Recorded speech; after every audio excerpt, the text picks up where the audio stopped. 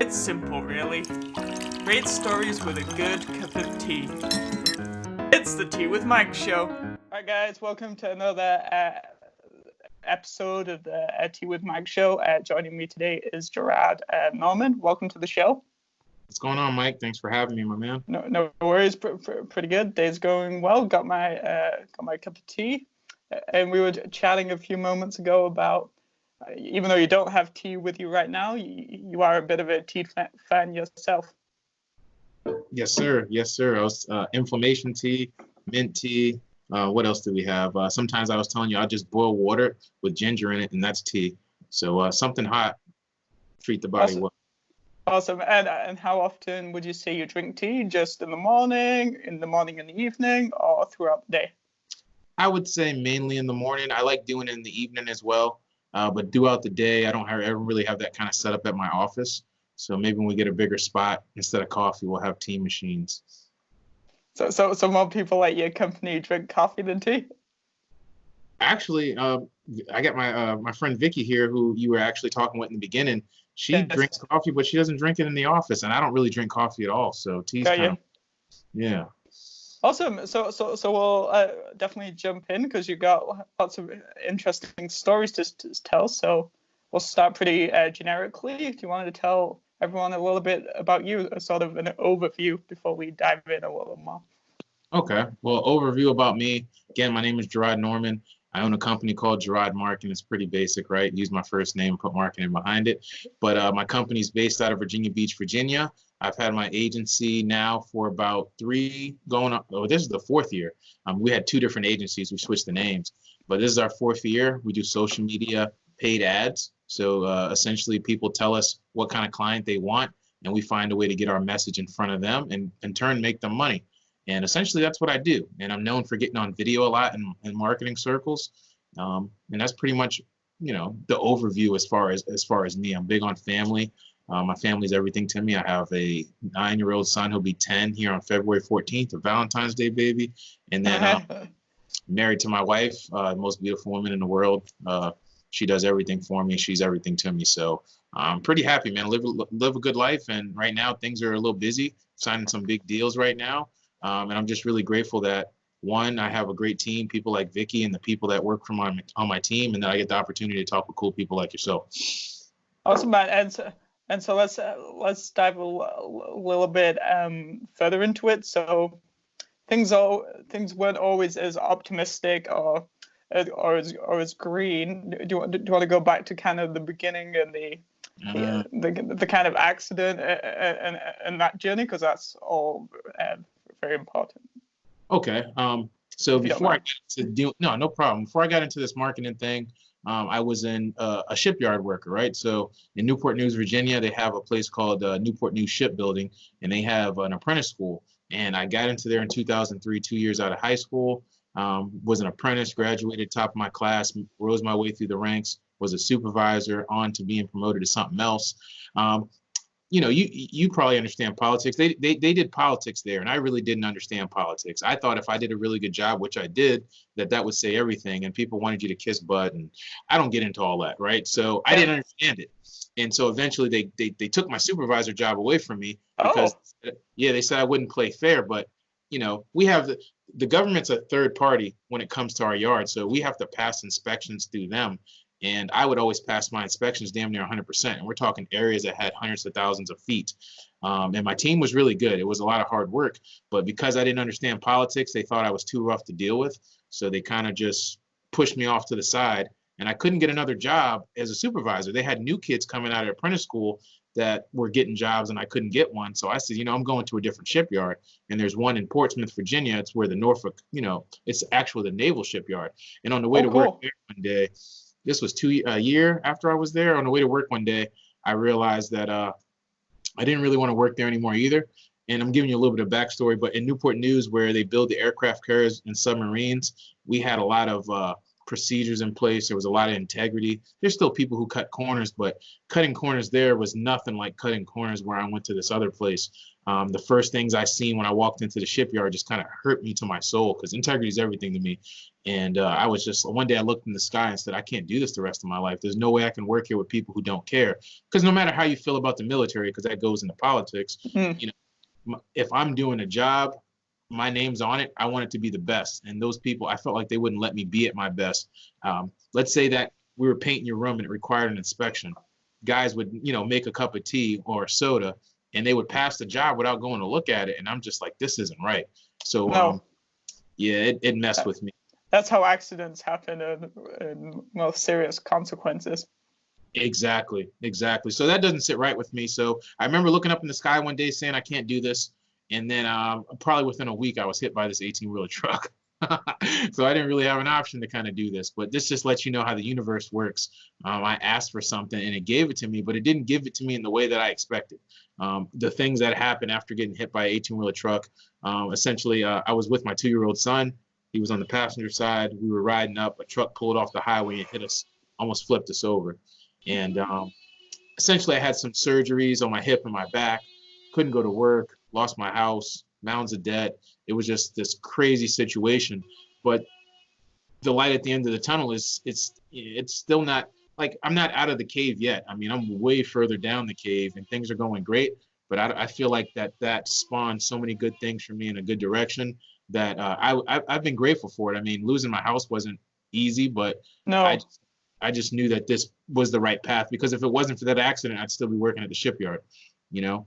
And that's not the place for me to be. I can't affect people the way I can affect them now and what I do. So the journey of getting through that whole situation, my wife tells a whole different picture, man. She paints it like a horror story. And it probably was.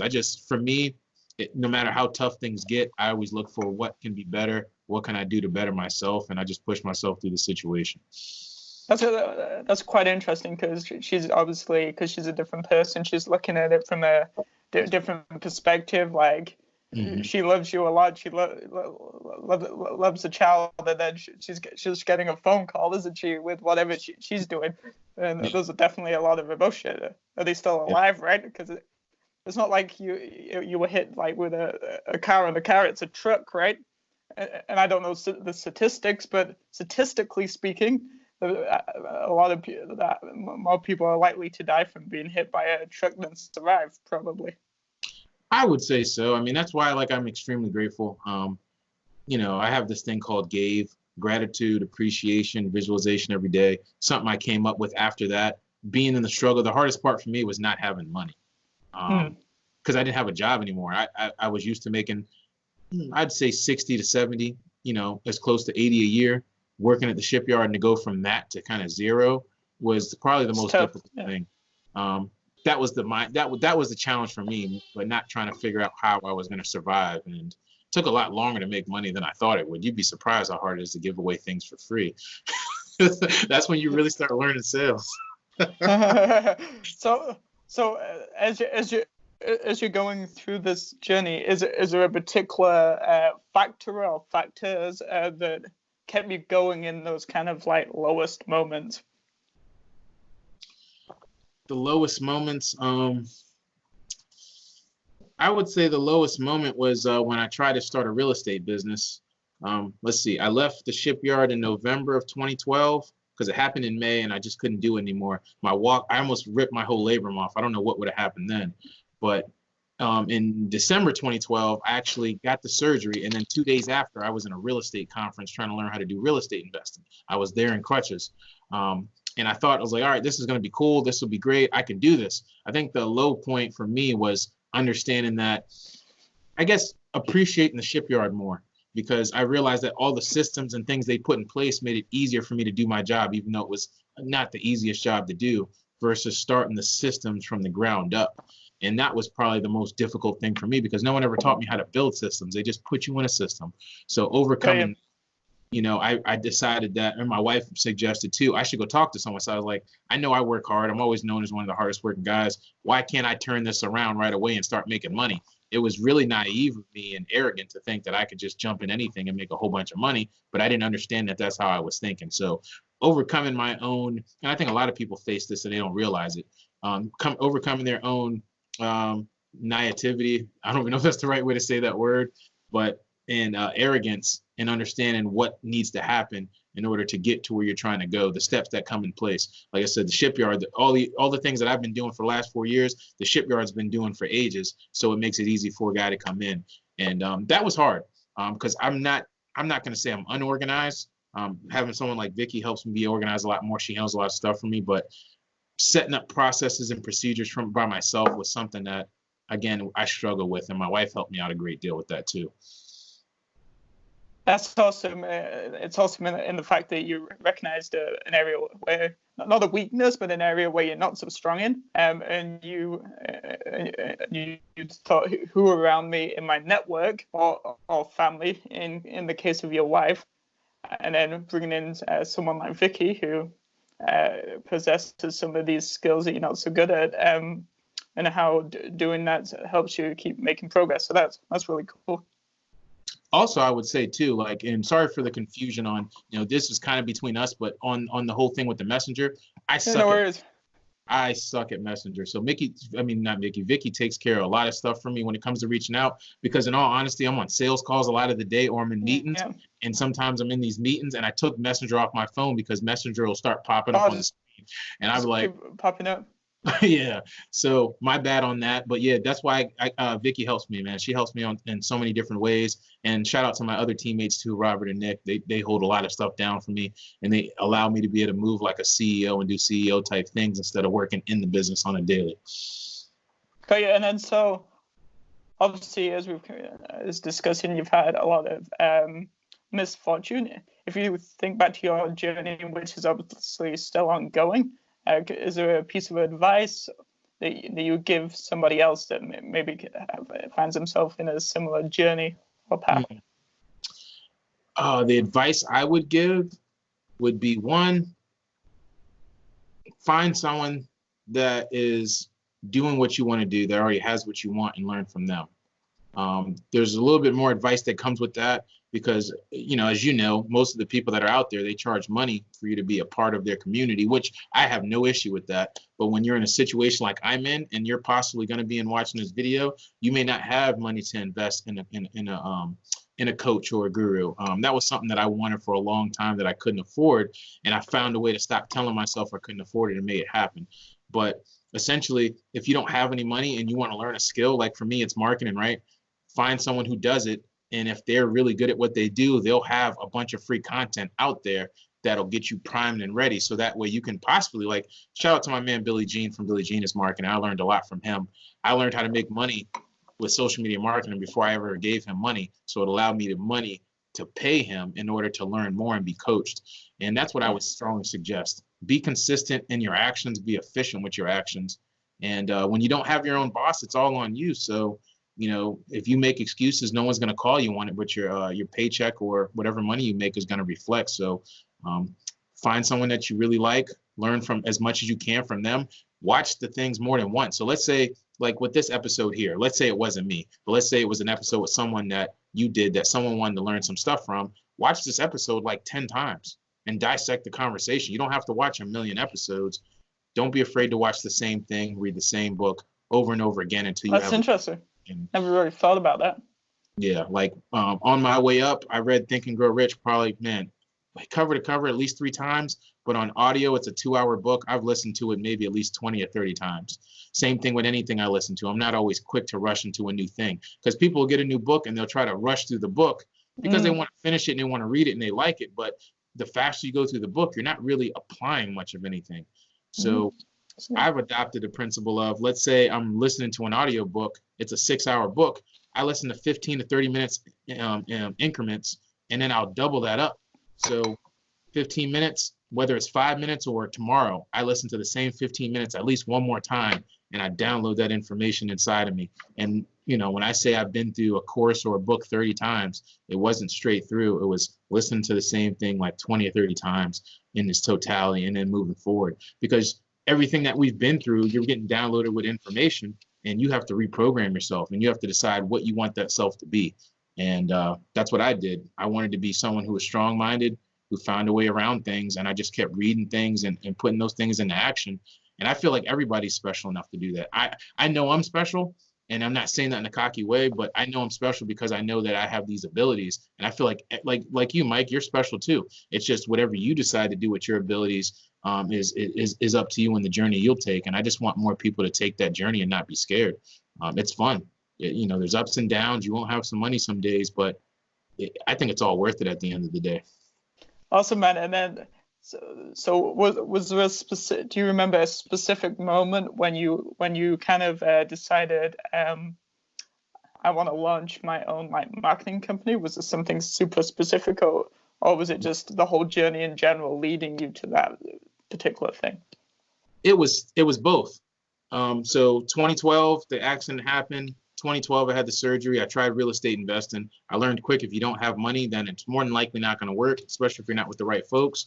So I ran out of money, got into network marketing, thought I was going to not necessarily get rich quick, but I was like, no, no one can outwork me. I'll get rich quick. And that didn't work, but I learned a lot about sales, right? But in the network, in the real estate investing, the first thing that they told us about was marketing. And I was like, this is great. So I started learning marketing as an apprentice under somebody else, but I wasn't making money and I just lost my house. So I had to move on. So that was my first encounter with marketing. Then when I got into the network marketing, it was you heard of Ebates before? Say again? Have you ever heard of Ebates? No. Ebates, I think they still have it. It's like essentially like, let's say you go to Walmart, you can buy something at Walmart, but if you go through Ebates, you might get 5% cash back on your whole purchase. So they've been doing this for years. So the company I was with was similar. And then some internet marketing gurus came in and said, hey, first of all, there was a video guy, a LinkedIn and Facebook ads guy, and then there was an email guy.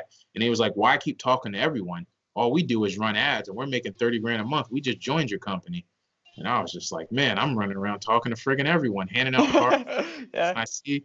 And then once they came in and I saw what they were doing, and then the moment that you were asking about that I realized that I was going all in on the marketing, I was in Vegas at a conference for the network marketing company. And I'm not trying to pitch anybody network marketing, so it doesn't matter what the name is. I was in Vegas. There was a lady on stage. She was making 20, 30 grand a month. And I didn't even recognize her when I sat next to her on the plane. It was a coincidence. So I'm sitting there going through my notes, planning my next moves for when I get back to Virginia. And then she looks over about an hour into the flight and is like, oh, you were there too? And I was like, yeah. I said, I didn't meet you. She said, oh, I was on the stage. I was like, you was on the stage? She was like, yeah, I was the sales director. And I was like, and then it came back to me. The lady made 20, 30 grand a month. And I was like, the whole time when you're in network marketing, you're hoping people talk to you so you can tell them about what you do. And I was like, the whole time I'm doing this, she could care less because her business is working online. She don't care about talking to me, the stewardess. As long as you're not in her way, she don't care. And then after that, I was like, you know what? Marketing is for me because I like talking to people, but I'm naturally an introvert. So if I don't have to talk to everyone I see, that's more up my alley. But at the same time, if I'm in a group full of people and they want to talk, I'm all for it. And I realized at that point, I need to let the internet do the work for me. And I just have to put money into the machine and the machine will take care of the rest as long as I know how to read the data. Oh, okay. So obviously you're now a business owner. You're in year 4? Is that what you said? For this business, yeah. Yeah, for this business. So you've obviously learned from the challenges of previous businesses. But what would you say are some of your current challenges? And then also a little bit deeper, how have the past, I'm not calling them failures, but it's fine. Steps on the journey to get to this point, how has that helped with this current business? Make sense? Okay. Does that make sense? Yeah. So the first question you said is the current challenges. Yeah. The current challenges, I would say that kind of never go away, is even if you have a proven system when you do marketing, that anything can go wrong. I can get Jim's results anywhere in the country. I remember that one time I was trying to get Jim's results in Florida and found out in Florida it's harder to get the same results using the same tactics I use everywhere else. I checked in with people who have done it in the past who specialize. They said the same thing. So the challenge I face now is marketing isn't guaranteed, and nor should it be. But I feel like educating people, because there's so many people that are marketers out there. I do different things than the next person, but trying to educate them, and they've already been burned, and just working through that process with them, I would say is the biggest challenge. But I'm up for that, because the reason why I got into this agency thing and the marketing thing the way I did is because with Facebook ads and YouTube and Instagram, it allows you to have a little bit more integrity to show the numbers. It's not like before. I ran a marketing campaign, didn't work. Well, that's just marketing. I can't go to sleep at night with those kind of conventional wisdom saying. So the challenge, like again, is helping these people cross over to understand that there's different ways, maybe even teaching them how to do it for themselves if they don't have the right budget. And then the past failures in business that have helped me today would be, again, running into that whole marketing thing. The first two businesses I tried out of the shipyard, and then network marketing was probably the best thing that happened to me because I learned so much about sales. And now that I'm surrounded by a bunch of marketers, they're great marketers, but there's a lot of them who really can't sell. It's like if it's not a referral, they don't close the deal. And I'm not saying it's all of them, but there's a good portion of them. So the fact that I went through so much rejection in network marketing, between door to door, walking into stores, handing out cards, people telling me no, trying to give free stuff away and people acting all awkward. I've been through all those things. And now that I have my agency, sales is nothing to me. I'd rather deal with someone I don't know and sell them than deal with someone I do know and sell them. And Oh, that's interesting. Yeah. because we get the chance to start afresh. It's cold. So I get to ask you questions and like if I try to sell my wife on something and I forgot to take the trash out, then I'm the guy who didn't take the trash out and she's not listening to what I have to say, and that goes with family too. Your family knows what you did in the past, good, bad, or indifferent. So if you're good and you're too good, you'll be like, oh, he don't know what he's talking about here. Versus someone who's brand new, you can kind of guide the conversation which way you want to go. And if you're a person of integrity, you don't mean any harm. You're just trying to get a fruitful conversation out of that person.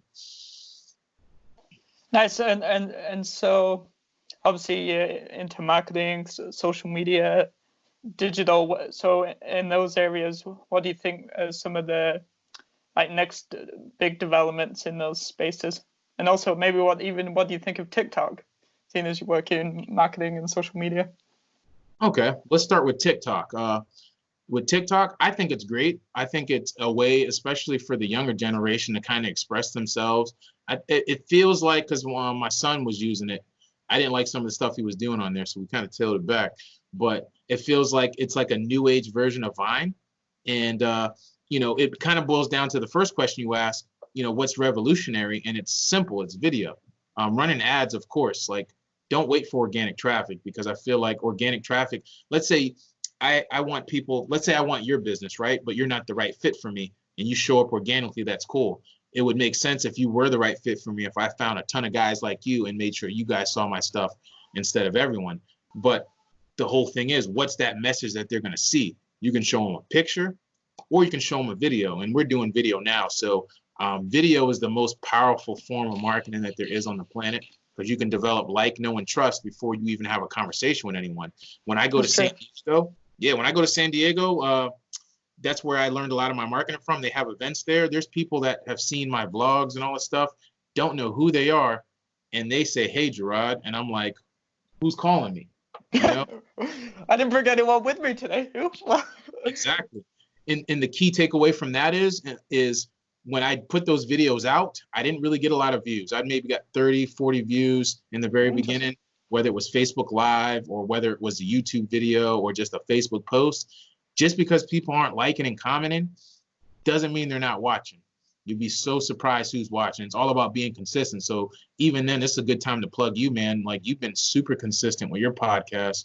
And again, whether you have millions of views or a few hundred views, the fact is, when you get, on your journey, when you get to whatever that point is that people feel like you made it, what making it is to you, the people are going to go back and watch all your old stuff because they're going to want to learn. So, and then there's people that are watching it now that we call them lurkers. They're just not saying nothing. So don't let the numbers discourage you. Just develop a consistent way to create video. The best way is to use this thing right here. You can hold the phone long ways is probably the best, or record a video and post it. And then the other way is Facebook Live or Instagram Live. You don't have to edit those videos. I know people, they're typically scared. They don't know what they're going to say and do. I kind of help people get over that really easy. But, my thing is, put video out there. And if people know who you are, or they develop that like, know, and trust before they see you, that's more like a referral, or it's more warm than it is no one ever heard of you. So that would be my best advice, or the new thing that's technically old. Do some daggone video. Very nice. And what do you think of Byte? Of who? Byte, BYT. It's it's a 6-second video app. You make videos for 6 seconds. I did not know about It's that. super new. I haven't checked it out yet myself, but like somebody tagged me into something. Is it sort of like a GIF or a GIF? You could say that either way, right? I'm honestly not sure because I haven't checked it out. But all I know is you have 6 seconds and it's video based.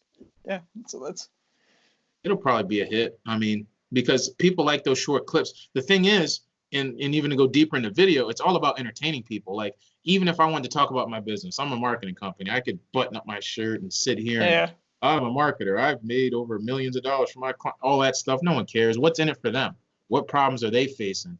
And even then, and how can you help with that problem? Exactly. Go into that versus just making a video talking about yourself. But if you could do it in an entertaining way. So let's do this, Mike. What's your favorite movie? My favorite movie is Harry Potter. Vicky just said that earlier. Which one? All of them. Do I have to get more specific? Do you want me to pick one? Vicky, yours was the Goblet. Goblet of Fire? Goblet of Fire, yeah. So what's your favorite scene from that movie? From the Goblet of Fire? Probably when they're announcing the contestants at like the ceremony for each of the different schools. She said the same exact thing. I swear no way. We talked about this 30 minutes ago. I promise you. So let's just say you had that amount of people and that were willing to shoot a video with you. Let's say that you were trying to get a guest on your podcast. What if you turned a scene like that and then, made a little few adjustments, but made it all about getting on the podcast? But the thing is, with the whole Harry Potter theme, you catch the entertainment value, you get people's interest peaked, and then they're watching. It's almost like those old Mentos commercials. The guy runs across town, he's rushing, and at the end, he flips back and shows the Mentos. Nothing to do with Mentos, but he entertained you the whole time. Now you know what Mentos is. So entertaining. That's true. Yeah, man. That's a real neat way of like looking at it that I hadn't necessarily considered. Yeah. So I mean, for you, I know you got your thing going, but if you want any help coming up with like a promo idea with a video that doesn't require like that school scene, because she showed it to me, it's just too many on your own. But essentially, like even if I was sitting here, I could change this background to one. I can be one guy dressed up another way, flip out, come back, be another way. It won't be the best video in the world, but the thing is, if it captures attention and you get your point across, that's all that really matters, Then retarget the hell out of them and follow them around everywhere they go. Fantastic. And then as we come to the end of our great conversation, do you have any closing thoughts?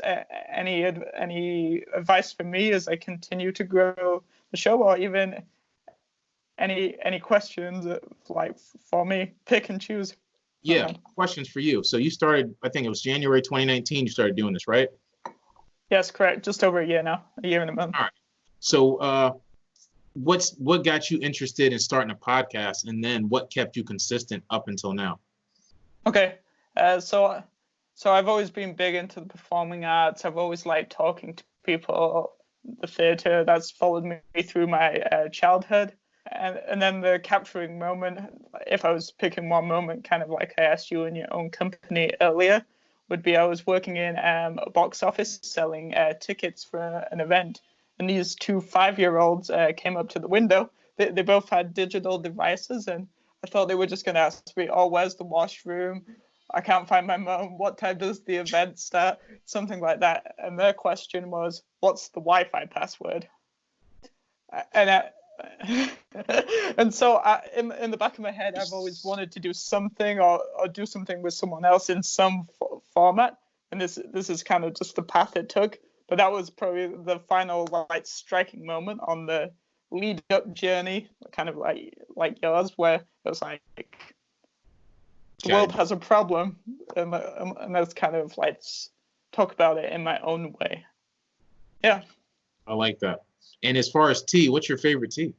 My favorite type of tea is English breakfast. So now it's Yorkshire tea. It's kind of a strong black tea, and then I add only a little bit of milk into it. So that would be my. With milk? Only a tiny bit though, very little. Very little, but it changes the color, right? Yes, it's not out and out black. It's orange, but I like brown.